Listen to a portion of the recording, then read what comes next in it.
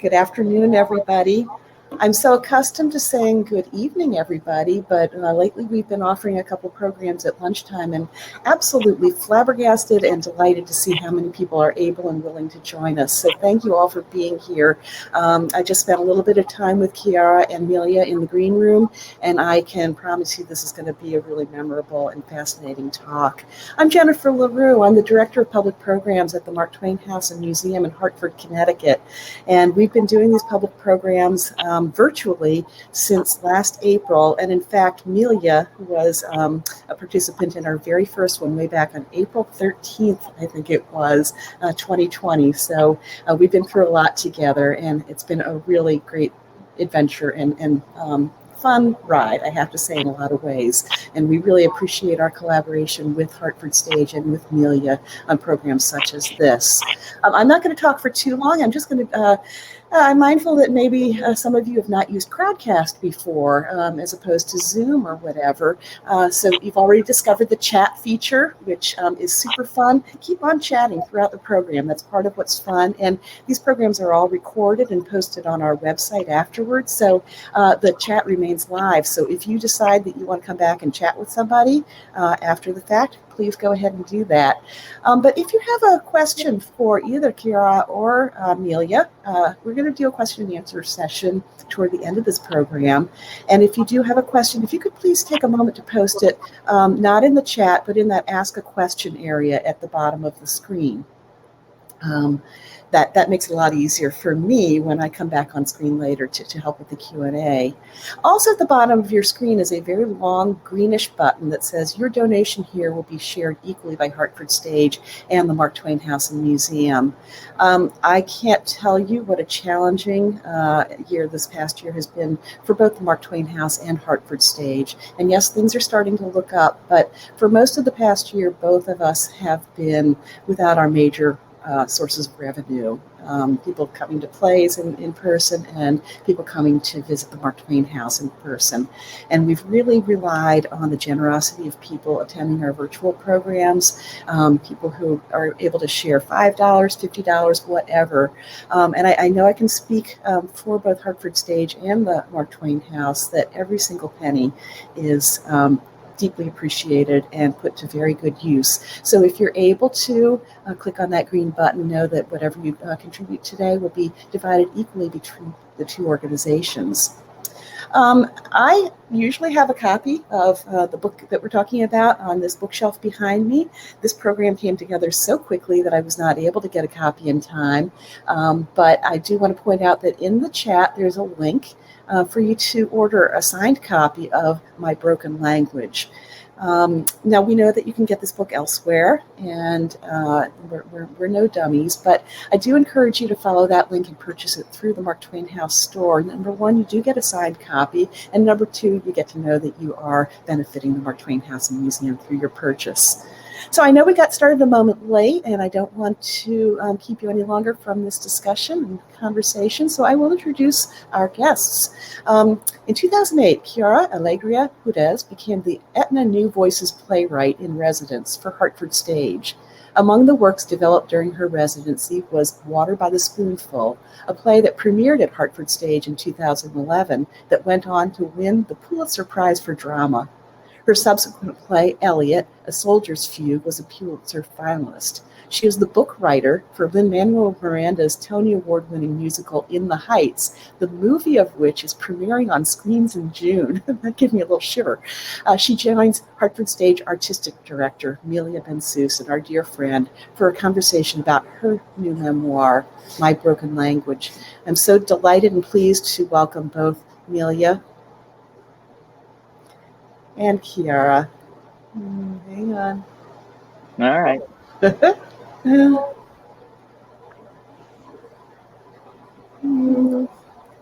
There you are. Thank you for being here with us this afternoon. I can't wait to hear continuation of the conversation that started in the green room. And Melia, please just let me know when you want me to pop back on and help with the questions. Absolutely. Thank you so much. Thank you. Welcome home to Hartford, Quiara, I hope. as you were at Hartford Stage before I was, but you have many, many, many fans here. And I'm just, will say this officially at the beginning. I hope I say it again at the end, but know that I'm saying it in my subtext all the way through. You have a home at Hartford Stage, and I so hope we can get you back into our theater. So thank you so much. And I have to say, in the comments, it reminds me how many roots I have in Connecticut. Hartford Stage Company was really a highlight of my life. I befriended Aetna and all of the programs they had going on there through Floyd, which I remember to this day. I have taught at Wesleyan and really loved that component of my artistic path. I went to Yale as an undergrad. right. So I'm seeing these threads of my life on So you have to come back. You have to come back. I'll say. So I'll jump in with this extraordinary book. Yeah, here we are. So we'll make up for Jennifer not having a copy. I said to Quiara in the green room, so I hope it's all right to repeat it. I'm actually, for those of you who've seen me do these things before, it's a totally different backdrop because I'm actually in San Diego right now as my dealing with some family stuff. And so reading Quiara's book while visiting my own functional, dysfunctional family, as so many of ours are, I found extraordinarily moving. So I'm going to jump in with, yeah. And I've already, if I start to cry, no one worry. I'm a good crier. Don't be concerned about me. Here we are. Let's feel it. Let's feel it, right? So let's start there. So what struck me about this memoir, and it really writ large for me. I always think of this with playwrights anyway, but a memoir is the same experience, but even so much more amplified. That poets and prophets, if you'll indulge me here, don't have the privilege that the rest of us have of compartmentalizing our emotional lives, right? In a way, we outsource our emotional lives to our religious leaders, to our artists. Yeah, these old professions that can channel all the feelings that lead us to a chaotic experience, but you organize through your artistry. I feel that so much in your plays, but then reading a memoir, I feel like, how do you do it? How do you allow yourself or forgive yourself or make space for yourself and then survive this kind of what feels like reading it, granted different than writing it in so many ways, but it feels like a really a losing of all dams and boundaries and just letting it all come in. So now I'm going to be the first one to cry now. Oh, good. There we go. I'm successful. I have shared the emotional burden. You touch a nerve, a deep nerve, because really the book, My Broken Memoir, it's my story from age 5 up until the very, very beginning, the moment before I become a professional writer. And hearing you ask that question, it makes me see the story that I have written is about a very unsuccessful attempt I made throughout my entire youth to compartmentalize myself. Here is my Puerto Rican self. Here is my white self. Here is the daughter of the priest of Lukumi. Here is the Quaker. Here is the girl who plays Chopin. Those things had their own languages, and I tried so desperate. Here's the depressed teen. And their own societies. I mean, what's so extraordinary about your experience is that each of those cells had a community. Absolutely. And they were communities that I was deeply invested in and that I loved, right. Knew a lot about. But they did all have their own culture. They all spoke their own language. And but compartmentalizing those many selves did come at a cost. And really what happens at the end of the book is that, as you say, the dam breaks.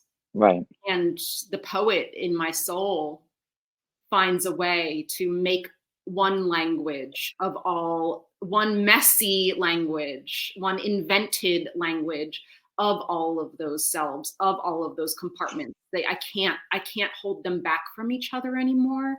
And that's when, in some ways, I found freedom. So the next step is I become a writer. Right. And there's a anecdote in the book. I love that because I use the word artist a lot, but I use the word poet a lot too. And that feels, poetry, the word artist, I'll confess, always makes me a little uncomfortable because it doesn't speak to craft. And poet somehow does, but that's me, right? So I very intentionally, I view you really as a poet of the theater and now a poet of the memoir, but it's this composer. You have so many connections to composition, and it reminds me of in Water by the Spoonful, the adjunct professor's lecture at Swarthmore about dissonance. You're constantly, I feel, right, using those connections between composition and language. To me, that's poetry, just to say that. But go ahead. I didn't mean to interrupt. Yeah, there's an anecdote in the book. For people there who don't know me, forgive me if you already know this, but I grew up as a musician and pivoted to writing a little bit later. And there's an anecdote in the book when I'm a young working musician in Philadelphia. I've just graduated from college, and I meet the poet Gil Scott-Heron. I'm supposed to open for him at the Tin Angel, which is a small indie music club in Philadelphia. And seeing him, for people who are unfamiliar with Gil Scott-Heron, you probably know the phrase, "The revolution will not be televised." That's his poem. You might be familiar with his poem, "Whitey on the Moon." "A rat done bit my sister Nell, but Whitey's on the moon." He was kind of the voice and conscience of, and known to be one of the founders of hip hop, the voice and conscience of a generation that was forced onto the margins. And, so here he comes, he's a veteran. He has lived a remarkably influential and powerful life as a poet. And I'm this kid playing a gig, and he just stands on the stage, and he's skinny and he's missing his teeth because he clearly doesn't have the funds to do dental work. He's a poet. He doesn't get paid a lot, and yeah. And he's so real and he's so full of truth. And I'm looking at him and I'm like, okay, so am I playing the Tin Angel? Am I playing this gig so that I can become a rock star and be famous and cool? Or am I playing this gig so I can be real outside of the marketplace on my own terms, just kind of a raw poet under the stage lights? And seeing the substance that he was made of, it affected me greatly. Yeah, that takes me to, a different thought. So we'll be nonlinear, I hope. Like my plays and books. Exactly. More the jazz than the organized composition. But you talk in 2018. That's what this makes me think of, right? Is your I think very famous speech at ASA, the Association of Theater Educators, right? I'm not getting but I was at that conference. I was representing my labor union, SDC, a very good labor union, Society of Directors and Choreographers. So I was there kind of recruiting for the union from the young professionals and the educators. And I was privileged to be at your talk. And you talked about the pain and disillusionment, your kind of breakup with the American theater, right? And you talked about calling your agent and saying, right, it was right after I Miss You Like Hell opened, I think, and you called your agent and said, for the next 2 years, I'm canceling all theater gigs. Yeah? Yeah. Is that? And in a way, as you speak about the substance and versus commercial success or yeah, I'll use that phrase for now, right? So that was 2018. It's now 2021. Mm-hmm. You went, it seems to me, you went to what Gil Scott-Heron spoke to you to act on. Subtextually, yeah. Maybe so. I did write this book, when I stepped away from theater, and maybe I wouldn't characterize it as a breakup so much as like I think we need some space kind of vibe. Yes. No, of course, we need you back. So, And I'm coming back. if it is a breakup, I'm here to apologize on behalf of the American theater, and please come back to us. So, I am working on a theater piece, so it was not a permanent thing. Yeah. But I think with a little age and experience, I've come to understand pretty directly, like, art costs the artist. I think anyone who's a healer out there who's worked in nursing or other modalities, absolutely. like, it costs something to heal someone. You actually do feel the pain of the person that you're healing. You absorb some of that. This is a little bit, might seem like a non sequitur, but it does have a connection with me, which is recently a colleague of mine put out a video condemning Scott Rudin's behavior in theater and saying, we need to take accountability for our people who are leaders in the field need to take accountability for their own relationship and with professional theater. And I saw some people talking about her video saying, she seemed really unhinged. She just doesn't seem well.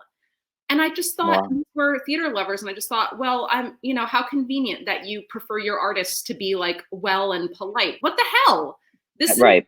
This is right. You want her to bleed on stage, but be totally contained in life. It's really a dilemma now. Yeah. So these things do cost us. And I felt, I think all institutions develop habits just like people do. And I could feel kind of some of the habits that some of the institutions I worked at had developed, little things that would develop over time. I'm just full of anxiety because I just want my play to be good. And I'm desperately trying to crack the code of scene 7. So that's already like in my heart and mind. And then hearing like, oh, I don't want to hear the spickanese, Yeah. Say that, knowing my audiences are receiving, that's not the majority of the audience, but you feel these things. And I know my actors are there for 2 months. They're going to receive that energy every night, and I feel responsible for that energy to them. So I had to just say, let me connect with audiences in a different way so that some of that accumulated, you can replenish yourself in terms of the work. Yeah. I always, go ahead. I'm sorry. The thing about the book is that, it is a different relationship to the readers. It's private. And then if readers want to have a conversation, if they want to close the book, they close the book. If they want to keep reading and have a conversation, they reach out to each other. They reach out to me somehow. Yeah, you don't have that nakedness of sitting with someone reading the book in front of you and either dozing off or looking at or taking a phone call in a key passage, right? First preview, I always sit behind the person who hates the show the most. That's just my karma about first preview. So it's better not to sit, and I just stand in the back, and that way and we worked together at Portland Stage. We did in Portland, Maine. Yeah, you were just. I mean, we were both much younger. I was new to the profession, and I remember in one of those sitting in the audience at one of the readings, and we were playing some ka-chow music as like pre-show thing, and I think quite kindly, actually, I think this audience member really liked the play, but we were playing very palatable Cuban jazz. And I just, he leaned to his wife and he said, I hope we don't have to listen to stuff like this the whole play. See, it's because you were sitting next to me, because that's who I always sit behind. And that stuff like this, these little things, it wouldn't matter at all if it was a drop in the bucket, but when the bucket starts to kind of accumulate some water there, it's hard. It's hard. So, and the same thing that makes theater such a balm, which is that here we are together in a room and you can't fake it and you can't phone that in. Your energy is your energy and we're all there together. So the same thing that makes it so meaningful for us also does make it vulnerable. You mentioned I think it was in I read the American theater transcript of the talk at Athens to not sound like I was taking, very careful notes and tracking. Because you wrote, Amy Herzog has diagnosed the condition as theater-induced psychosis. Amy Herzog's another wonderful playwright if folks don't know her name, but I love that phrase, theater-induced psychosis, because you do feel, especially I think as the playwright of a new work that's premiering, that you're there without any skin at all. You're all nerve endings. Yeah, absolutely. So I'll segue back to the book because I could talk to you about theater forever. And I was gonna, in our green room, mention Portland Stage, but I didn't want to take you necessarily. So I really appreciate you bringing that up. It was Yemaya's Belly, right? Mm-hmm. Yemaya's Belly. Mm-hmm. My first play. What? My first play. We were both, as I recall, a little lost in Portland. That's what I remember, just feeling a little dislocated in Portland then. Something that really resonates for me throughout the book, and that was part of the gift of reading it this week, is the relationship between you and your mother, right? I mean, that's a central, clearly central narrative here. And so I thought I would ask you to read a section that addresses that, but I just want to share with this audience why I was so moved by this section. And it's, I think if we go back to this notion of what prophets and poets do, and also how these are crafts, priests, poets, prophets, there's a needing to hone the gift of channeling and of speaking and of conveying. And I view these things as lifelong learning, as these crafts. And I think of it, of how we're mentored and apprenticed to these crafts in sometimes very mysterious ways. And so I found this particular section of your book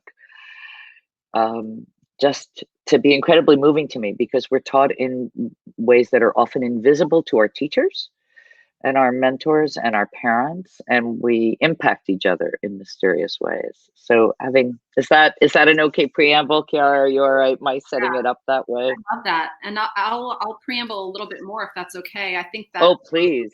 That some people are familiar with the fact that I was taught by Paula Vogel. But and there's chapters about that relationship in this book as she begins to teach me, and some very, very important things she teaches me. But the original teacher in this book and in my life was my mother. I was an apprentice to her, and unknowingly, Right. And not in a direct way, because she had different gifts than I had. She had a spiritual gift. And she also had a gift for community activism and advocacy.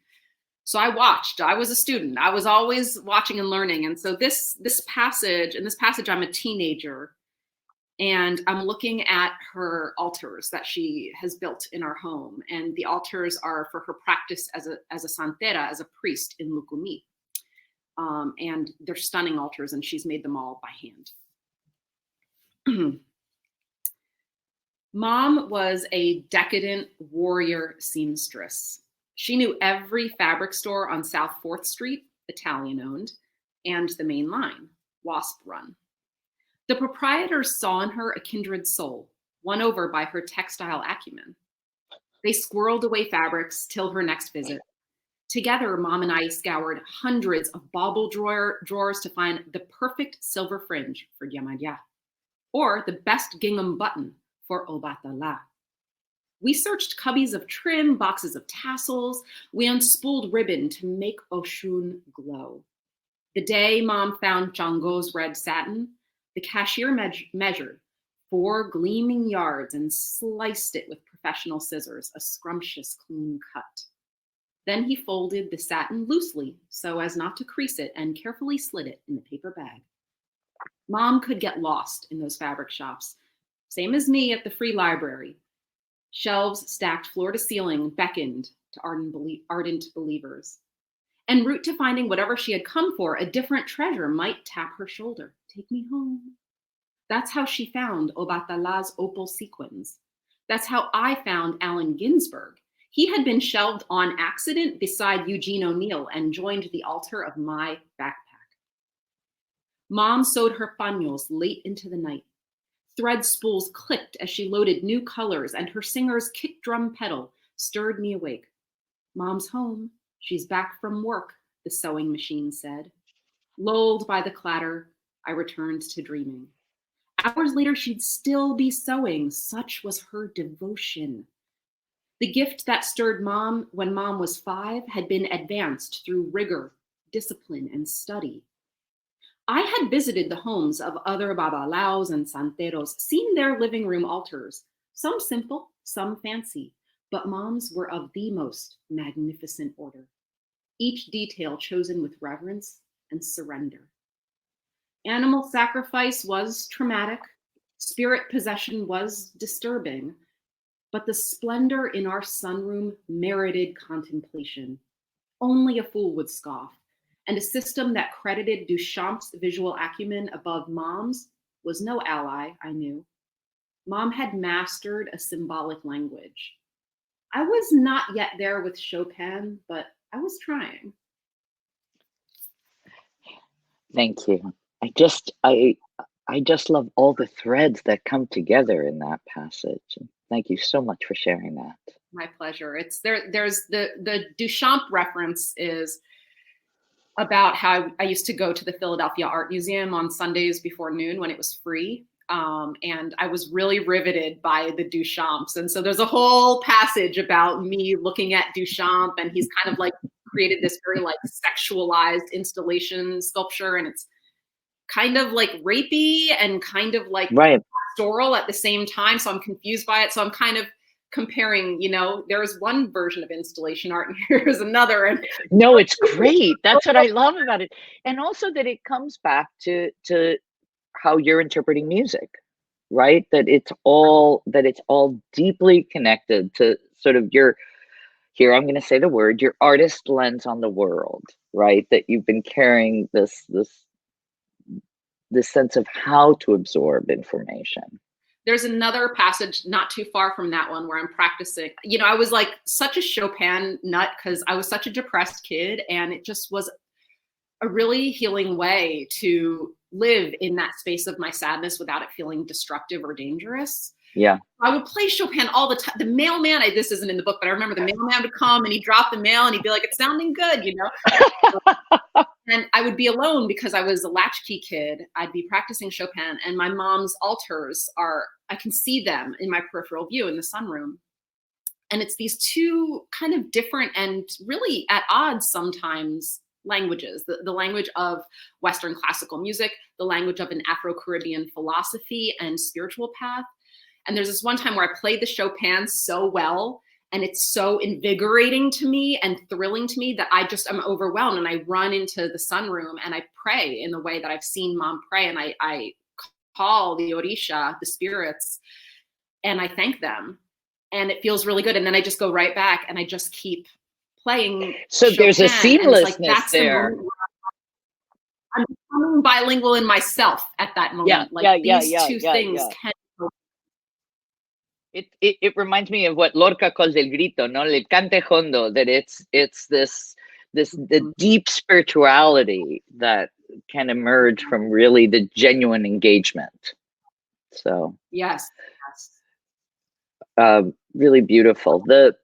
So in your acknowledgement, not that I'm a total geek when I read books, but in your total nerding out on what on your life and work, you write a beautiful sentence, as all your sentences are, but you write a beautiful sentence sort of describing the writing of this book and your partner, your husband, and sort of what your children have experienced through these 2 years. So given how many of us now, when I was younger, we didn't talk a lot if we had kids, right? That was a part that you kept very separate as a woman in the profession, because it was, in fact, one of the things I remember when we worked together in Portland is I commuted to Boston every night because my kids were little enough So I would leave whatever meetings we had and I would drive back to Boston because the kids were so young that I didn't want to miss bedtime. Not bedtime. I would never make it home for bedtime, but I'd be home in the morning, right? I did the same thing for Water by the Spoonful at Hartford Stage. At Hartford. Where Yeah. were you living? Were you in the city? I was in the city, and my daughter must have been maybe 3 at the time. I'm not Yeah. exactly sure, but yeah, same thing. Yeah. Right. These ways. So I just wonder what these couple of years of not being in rehearsal, and also, I don't know, this thing happened in March of 2020 that seems to have changed our lives a bit. And so this, between COVID and your removal, your temporary absence from the collaborative art of theater, what has that experience been like in terms of family and work, and has it changed your perspective? I'm naturally a homebody, so I admit I do appreciate being closer to home while, you know, in the writing and kind of promotion of the book. Yeah. Right. You got to promote the book from the space you're sitting in right now. Yes, No book tour. That's awesome. Yeah. You know, right. My husband, we met when he's in the book too, because we met when we were 17, and right. I don't name him in the book. I call him the boy. The boy. Yes. You know, and then when he read a draft, he said, "Can you refer to me as something else other than the boy just one time?" So I referred to him as my boyfriend, you know, one time. But he is used to all. He has lived through the highs and lows with me. You know, I don't want to give a sense that working in the theater has only been painful or excruciating for me. Absolutely not. I am so proud of the body of work I've created, of the communities and relationships I've formed in this collaborative art. There have been many highs, and there will be too. And he's been there by my side, you know, celebrating, handing me tissues, you know, saying, "Okay, get out of bed. Enough of that. Like, enough wallowing." You know, he's been through the highs and lows. He counsels me when I get torn apart in the press, you know, when the reviews are bad. He says, you know, don't let it get too much to your head when the reviews are good. He's like, you know what the value of the That's work, right. you know? That's right. If you believe them when they're good, you have to believe them when they're bad. So it's best to just remain a little detached. Yeah. He always holds them at arm's length. And what's wild is my 14-year-old daughter reading my book. This is not her going to see In the Heights. This is her reading about who I was at her age. Excuse me. Bless you. And thank you. You know, so I check in with her. Like, she's kind of, there's a scene where my little sister is born. I'm 13 years old and I have a baby sister born. And she couldn't believe, oh my gosh, I described my little sister like literally ripping through my mom, coming into planet Earth, you know, and she couldn't believe it. That's how my Titi Gabby was born, you know? Right.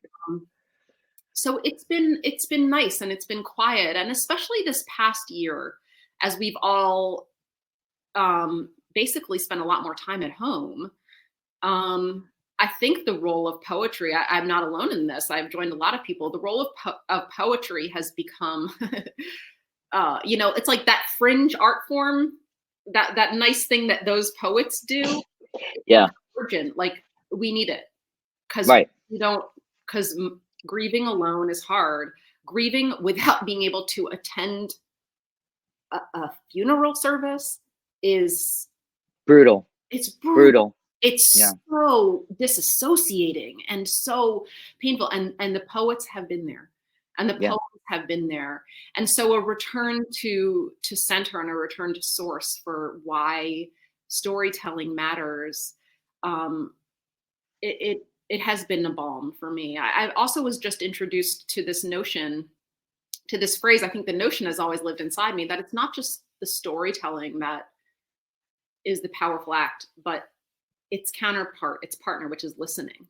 You know, that you can listen someone into being, just like you can speak your own story and your own self into being. And so I think we've all become listeners and storytellers in new ways. And I hope ways that we continue, that stay with us, you know, as we get back, as we return to public life.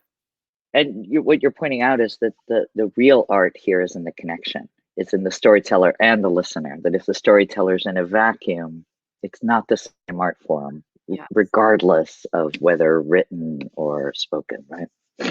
People who are familiar with my plays, I think won't be surprised to know that they come out of interviews. I'm not, I invent some things, but I don't invent everything. Yeah. My family's stories are in Water by the Spoonful. Right. My cousin's real life cadences are in Elliot, a Soldier's Fugue. And, and I have found time and again, people are so full of stories and they want to share their story. And they want to be heard and seen, and we don't. And to simply say to someone, hey, do you have a little bit of time? Because I was wondering about your experience here. I got some time. Can you tell me a little bit? That's it. That's awesome. Something happened. With this book, there's a chapter on my mom's accent, which people have really mentioned over and over as having meaning for them, because it talks about how my mother's first language is Spanish and mine is English, and how as a kid I would correct her pronunciation, I would correct her grammar. And looking back, writing the book now, I realize she taught me English. And she earned English in a way I never had. Right. I was born into it and surrounded by it. And so I realized in the end, this is your English. I am only a guest here. And readers have been telling me that they've taken, especially first generation of immigrant readers have been saying, they went to their parents and they said, tell me when did you learn English? How did you learn English? Like, it started conversations. I did. I mean, I mentioned that to you as well. I remember when we first moved to the States from Mexico and I was 16, and my father asked somebody where Morena Boulevard was, right? With his heavy Mexican accent, where's Morena Boulevard? And no one knew what he was talking about. And it was sort of the opposite. I had to say, it's Morena. Where is Morena Boulevard? And then they knew what we were saying, right? So it's this weird thing where he was actually speaking the correct pronunciation, but I'd already imbibed that if you pronounced words correctly in Spanish, no one knew what you were talking about. So in San Diego, where I am now, you had to anglicize the Spanish word to be understood. Oh yeah, just so fucked up, right? Oh, I'm sorry for my swearing again. I'd be remiss, before I turn to questions, I'd be totally remiss if I ignored the fact that you have a movie opening, right? I mean, that's like a really big deal. So what was it? I mean, so we're talking about you taking a leave from theater, but in fact, you were working on you've been working on the screenplay and on the film, which is opening next month, right? It opens on June 11th. Yeah, and it'll be in movie theaters if you feel safe to go, and it'll also be for streaming if you would prefer to stay at home and watch it. Yeah, I mean, it's I've been working on it a long time, and when I first was working on In the Heights, which had a beautiful production, by the way, in downtown Hartford as part of our tour, back in the day. When I first started working with Lin, I think I was young, and I couldn't quite take off the kid gloves. Like I kind of couldn't take off my sense of proceeding with caution and permission, and because he had been working on it for quite a few years before me, and that didn't come from him. That came from me. I mean, he said, "Come, write this thing with me." I think I was holding myself back a little bit, and really, when it came time to work on the movie, I had learned a lot. I felt that I had earned my place. I was a little more fearless, and I was like, damn it, take off the kid gloves, like take off the cautious, I'm here for you, I'm the good collaborator. Yeah. So I tried to push even farther on that story that is about how a community celebrates joy, that is about how generations pass strategies of love and celebration down to each other. That is about the push and pull between the people who stay in the neighborhood and the people who make a path that leads them out to other places. It's about all those things. It still has the same heart and soul, but it's also new and cinematic, and I'm very, very proud of it. I think it's an absolutely beautiful movie. Can't wait. I really can't wait to see it. I love that that it's opening, right? That it's first it's performances, but it's first being shown as part of a festival in New York City. So it's really going to be celebrating being outdoors in New York City in June. Yeah. Yeah, the Tribeca Film Festival. Yeah. Well, I want to make sure all of you listening get a chance, because I really could talk to you for a long time, Quiara, and I hope this is the first of many reconnections. Yeah. It's really very moving to see you. So Jennifer, come back before I get all soppy. Okay, we'll go ahead and get all soppy because I'm a little soppy too. I can't imagine a better way to spend a Thursday afternoon or any evening. Thank you both so much for sharing the beauty of your language and your thoughts. And it's just been a privilege and an honor to listen to the two of you talk. We do have some audience questions. Often I invoke moderator host privilege and ask the first one. So I'm going to go ahead and do that. So you read that beautiful passage, Quiara, and you've talked about your early training as a musician and your mother's influence on your language. Can you talk about how music perhaps influenced your language and your way of writing? I'd like to know more about that myself. That's great. I was the first, this returns to what I was saying about that the act of telling a story kind of is part and parcel of the act of listening. So I was first trained musically by ear, and I think that was really important for me. My aunt is Linda Hudes. She is composing music for the Big Apple Circus for 20 years.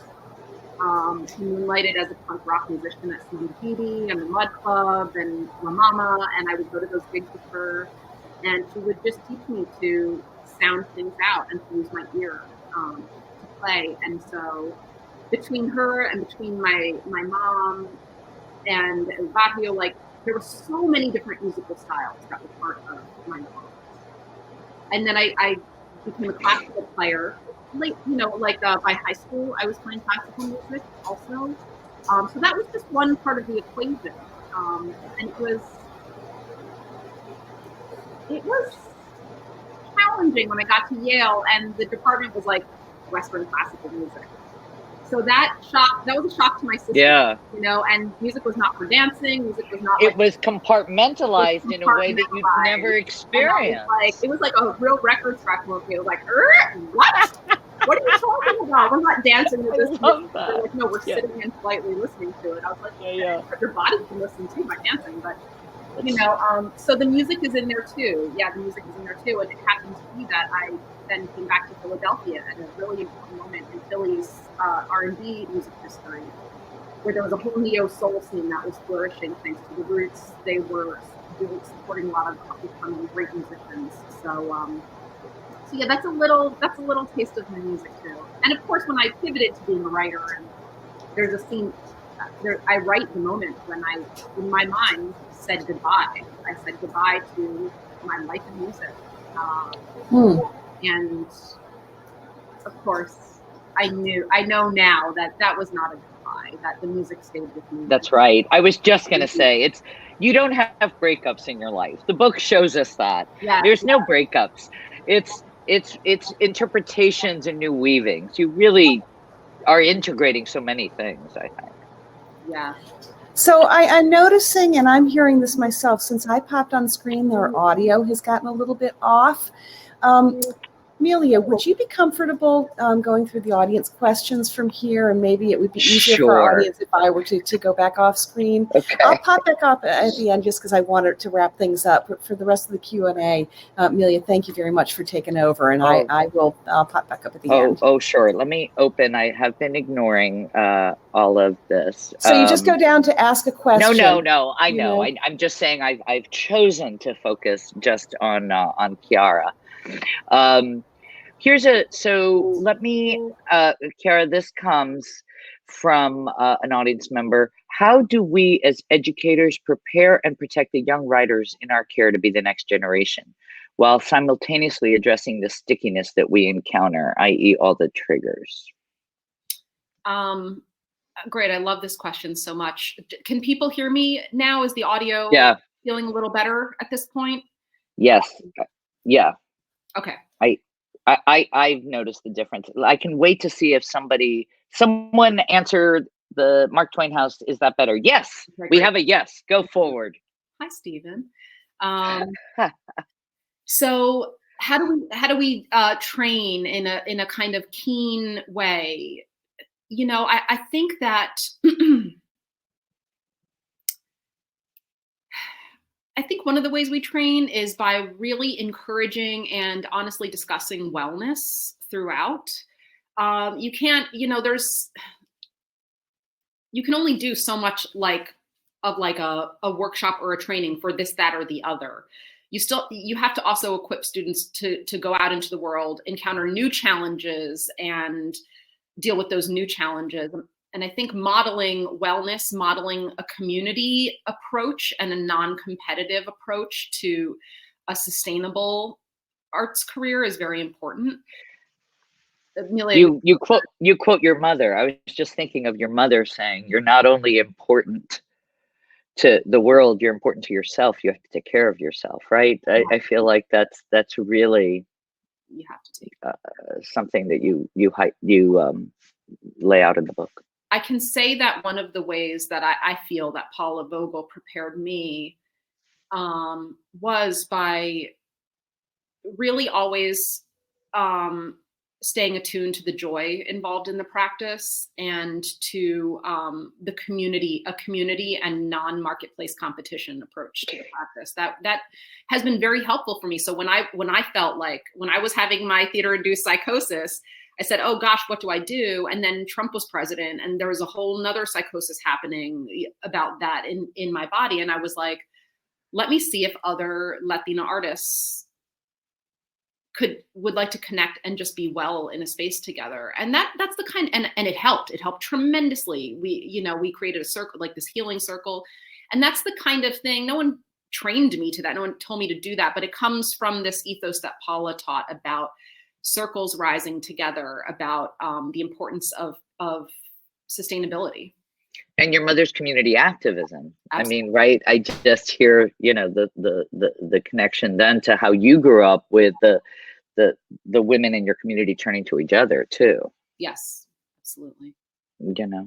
All right. The problem is I have other questions. Oh, that's not fair. One thing I heard recently.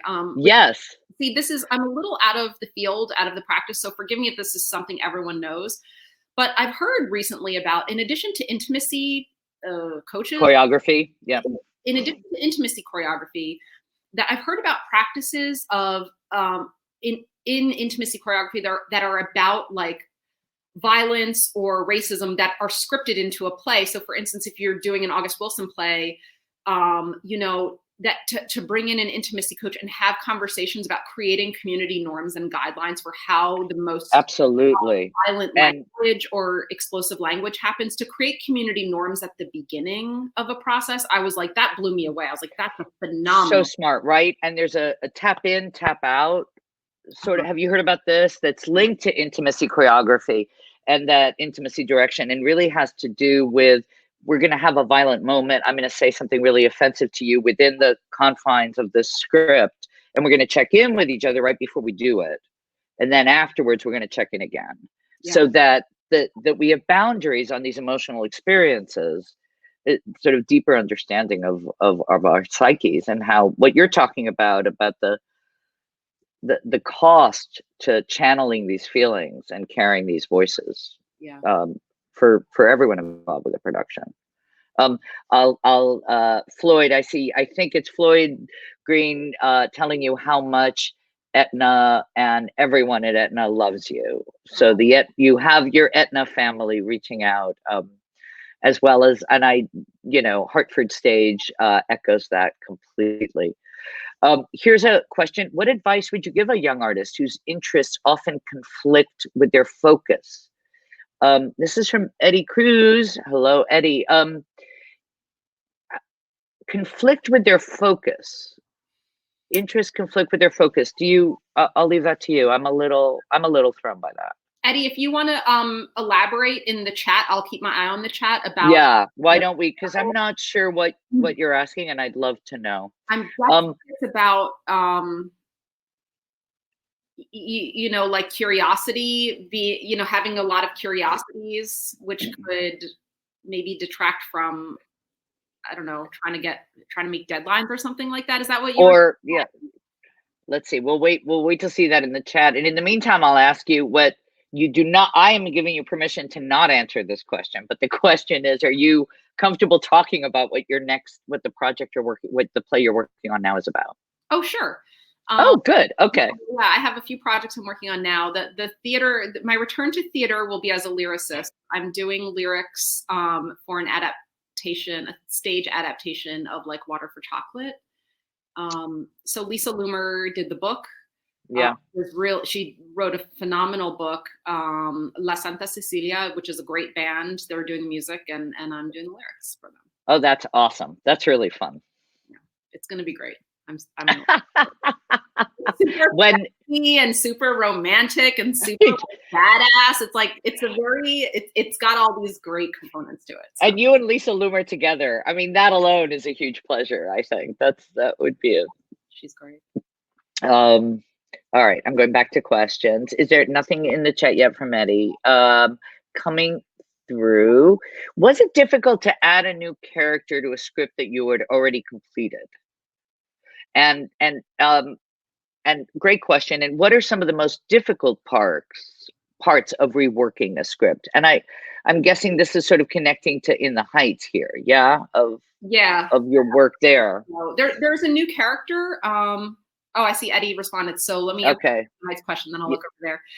Great. There's a new character in the Heights movie called Cuca, and I added her for a kind of like somewhat boring reason that it might not be that interesting to explain, but basically as some things shifted, when you shift one thing, like it can get well, this is craft, right? I mean, just to hear you talk about this isn't just sitting and my voice comes out. This is carefully constructing a machine. Yeah. Full of soul and heart, but yeah. So I really welcomed the opportunity because honestly, when I started writing the In the Heights screenplay, Lin was really busy with Hamilton. And I was like, Lin, I just want to take a crack at this and I have some ideas. Let me just take a crack at this. And then just rather than pitch you my ideas in conversation, let me make that pitch to you by just writing the screenplay. And then we can go. That was a difference in your dynamic right away. Yeah. Like, yes, thank you. Please take it. I have so much stuff going on. And so I did. And those included, we had to, figure out which songs and which characters to kind of trim because of the space to make it shorter too. I mean, it's a 2.5 hour and and also things work differently on screen and on stage. And I just dove right in and I really honestly did not want to try to create a museum piece about like capturing the stage version of In the Heights. That sounded kind of boring to me. I was like, I want to make this a distinct cinematic experience. Same heart and soul, but really use the medium of a movie. You can capture an emotional response in a cinematic close-up that might take an entire song to really land on stage. So a lot of, that was fun. That was great. It was like a reunion with an old friend, but you've both grown, Looking at Eddie's thing, and he says, I have of different interests and a lot of difficulty committed to finish. Oh, tell me about it.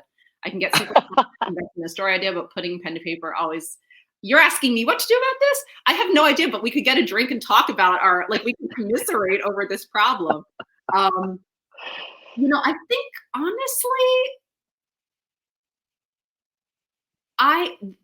there's some truth sitting there in that conundrum, right? Like that's what I was dealing with when I wrote Elliot: A Soldier's Fugue, for sure, because I was like, well, I'm really into the Bach preludes and fugues right now.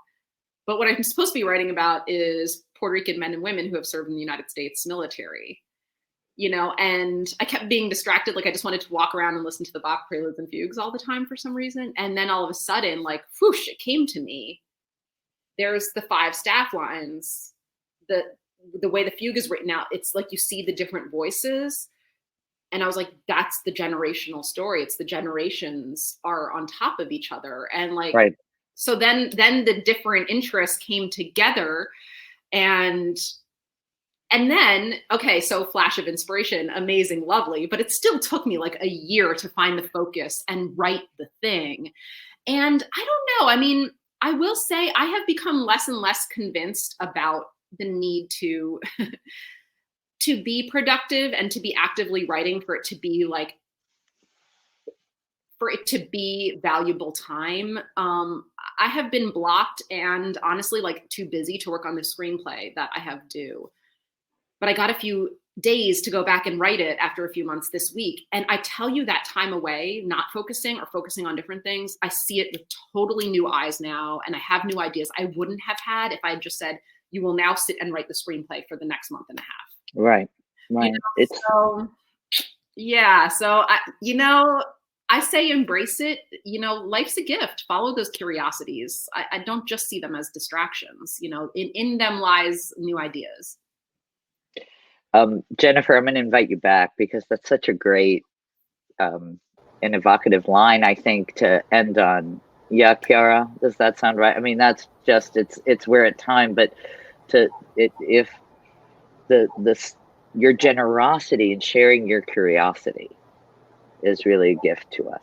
So thank you. I second that. And one of the things we say about the Mark Twain House is that it's a writer's home and a home for writers. I don't know if you've been to the Mark Twain House.